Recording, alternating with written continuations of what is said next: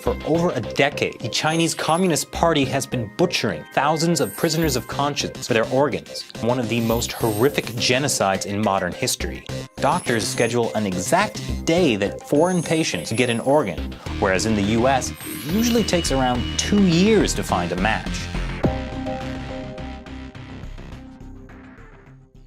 Welcome to the Coalition Roundtable. I'm your host, Chris Chappell.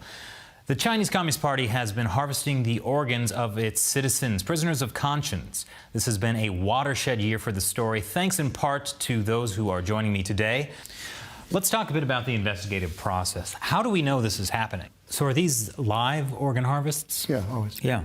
I mean, organ transplantation in China is different from everywhere else in the world, because everywhere else in the world you're dealing either with live donors who, after the donation, are still alive, brain-dead donors who are obviously brain-dead after the transplants as well.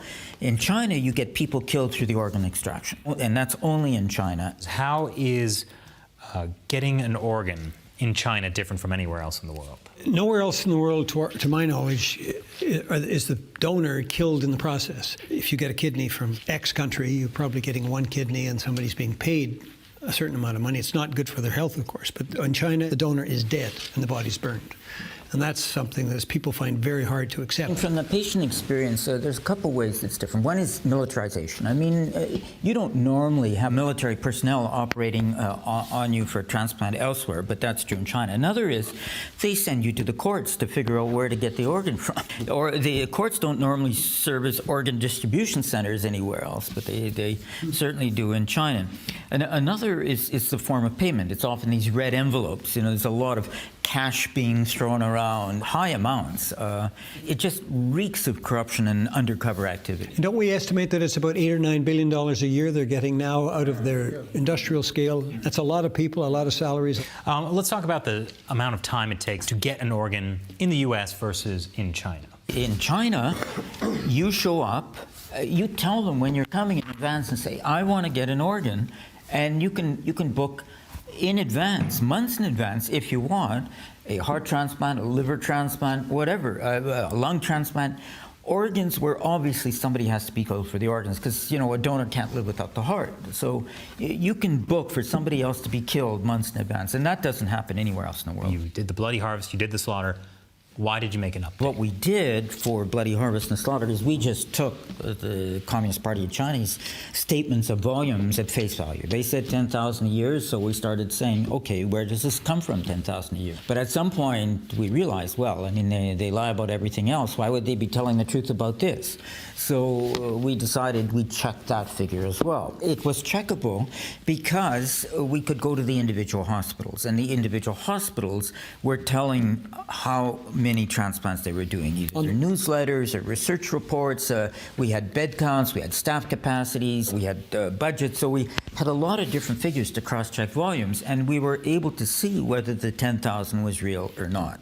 Obviously, it's a lot of work because there's 1,000 hospitals in China doing transplants. 169 of them were eventually registered officially as being allowed to do it, but there was maybe 800 plus others that were also doing it. What we did, obviously with researchers, and a lot of them, is go through all this hospital data to get real volume figures rather than just Communist Party volume figures. I think, you know, the person who I thought explained all this best, of the various research methods that were coming out there, is Matt Robertson, because he really went through in one article he did called A Hospital Built for Murder.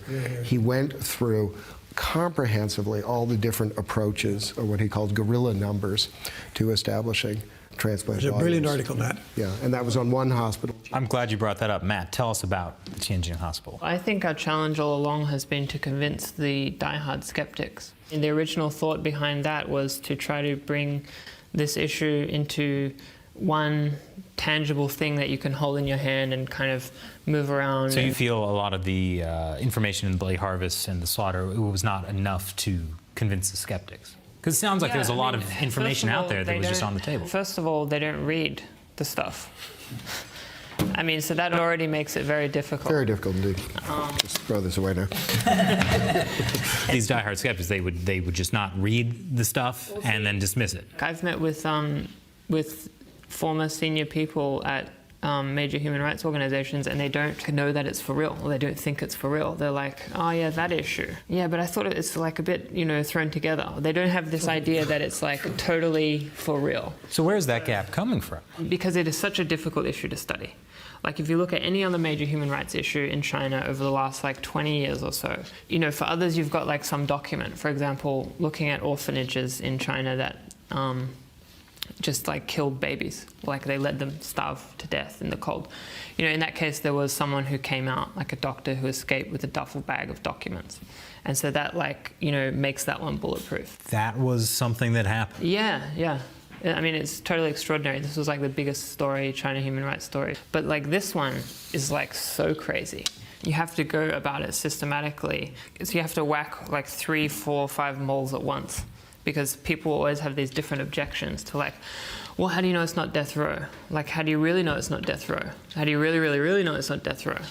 Anyway, the Tianjin, the whole point of that was to eliminate objections. Just going by that one hospital, you can be like, if at least you can show that in this hospital, there's something really screwy going on. Like, first of all, that there's way more transplants than can be explained by the official explanation. How many then transplants? You're already somewhere. Tianjin, we have figures on Tianjin. I think it's about 4,000 a yeah, year. look, we don't know. We can say how many transplants. You say, look, probably this many. It's like completely estimates. You say you can't know how many transplants this one hospital is doing. How do we know that there are more than 10,000? Because you can get a really good idea. Because here's what you can do. You can be like, okay, so in 2006 they built a new building with 500 beds, 17 stories. It was funded by the Tianjin government.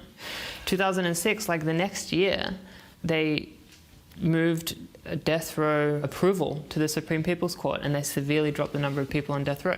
So the first thing is you show the numbers are really big. And so, for example, you've got like 500 beds, and then the occupancy of those beds for kidney and liver transplants is like 90%. On their website, they say the average waiting time is 3 to 4 weeks. And so if you say, you've got the beds are occupied to like, 350 beds are occupied at any one time, and you can also cross-reference it with the surgeons they have there. So they've got like a massive surgical team, like 60, 70 surgeons. They've got like their thick bios. It's not easy to be a transplant doctor. There's a lot of, it's a lot of work. It's a very specialized field of medicine.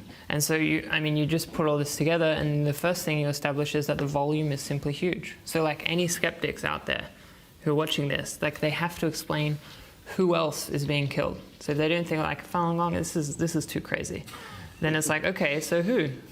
And officially, China admitted to using executed prisoners. Well, they flipped around on that. Originally, they said it was all donations. Then they said it was almost all executed prisoners. And now they're back to saying it's all donations. And it's not possible that donations, like they've implemented a donation system, and that's why. Yeah, that's of January 2015. So like everything about this is very hard to study. So like, for example, we know after 2015 that this persisted because, for example, you got people making phone calls and they're able to nail down like, they've got people saying, yeah, we've got a week. And so some could be lying, but when you do that to 20 hospitals and they're all saying, we've got organs, then you know that it's still going on. We had callers calling donation centers, and the donation centers say we don't have any donations. They would also say sometimes the phone would actually ring for a month and a half. They'd call every day. Finally, somebody'd answer the phone, and they'd ask, well, how many donations have you got? And they'd say 5.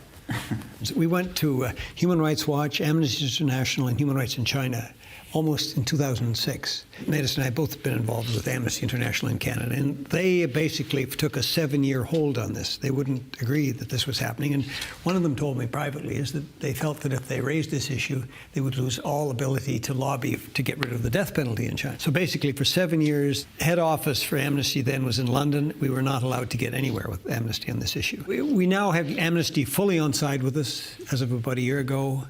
I think Human Rights Watch, I'm not quite sure where Human Rights Watch is, but they have come around eventually. And the one thing that Matt said I'd like to follow up on is about waiting times. There are not waiting times for organs, but there are waiting times for beds because these hospitals are operating at capacity. There aren't enough doctors, there aren't enough beds, there aren't enough hospitals. And there's been this huge building boom of transplant hospitals, and Tianjin's one example of it. And how can they be building all this capital unless they're sure that not only there's a huge supply of organs now, but there's an endless supply of organs into the future? And that is one of the most striking things, that all this supposed debate has been going on. There's been all this hurly-burly and political play and statements from the Chinese about all their reforms and so forth, and we see there's nothing reflected in the actual hospital records. There's nothing but construction, nothing but an endless construction, and no signs did we see within the actual literature of a lack of confidence in the future. Most just creepiest thing is this sense that, well, we're just going to have organs going into the future. Ask David about Wang Jiafu. Well, so Huang Jiafu, the person, how would I describe him? He's the person in charge of the Chief reform. Chief liar for the Chief system. liar. So he gives a number of 10,000 transplants a year. How many organ transplants a year did you find in the update?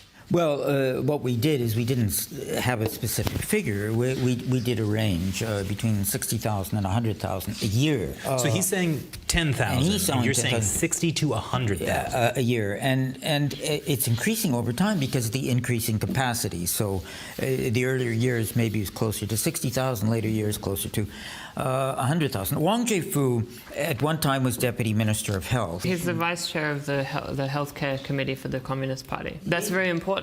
Like, he's in charge of the health of top party leaders. He's a liver surgeon. So we'll try not to say anything bad. The function we see him performing is basically he's the public face of the Chinese Communist Party on this issue. And he's constantly making statements about it. And if you track his statements over time, he contradicts himself all the time.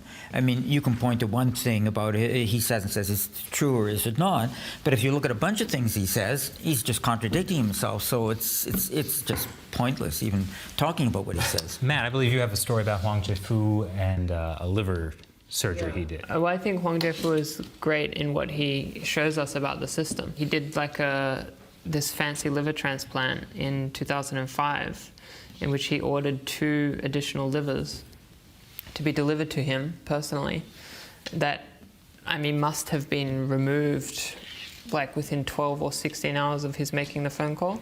So he went to Xinjiang. He did a demonstration of removal of a liver cancer.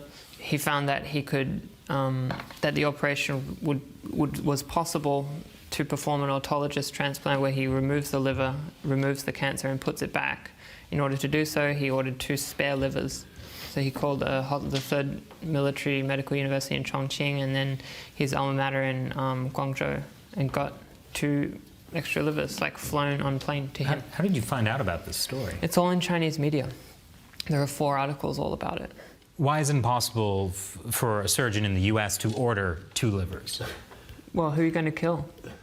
I mean, is that the only way to have a liver? Either someone is brain dead in hospital, then there is a period and that liver is allocated. But in that situation, if you controlled the twilight zone, you could do that. You could arrange the car wrecks perfectly timed and maybe tissue matched ahead of time, and you could pull this off. So someone has to die for there to be an organ. It's not just part of the liver, it's the full organ. yeah, these were full liver transplants. What are the numbers these hospitals are saying they're performing every year? If you add them up, you're getting figures. Figures are estimates. They're not like one hospital by one hospital. We have the number. Let me give you a fairly simple way of explaining this. It's not a perfectly accurate way. It's a kind of cartoon, but we actually use a more complex method in the update. But there's a number.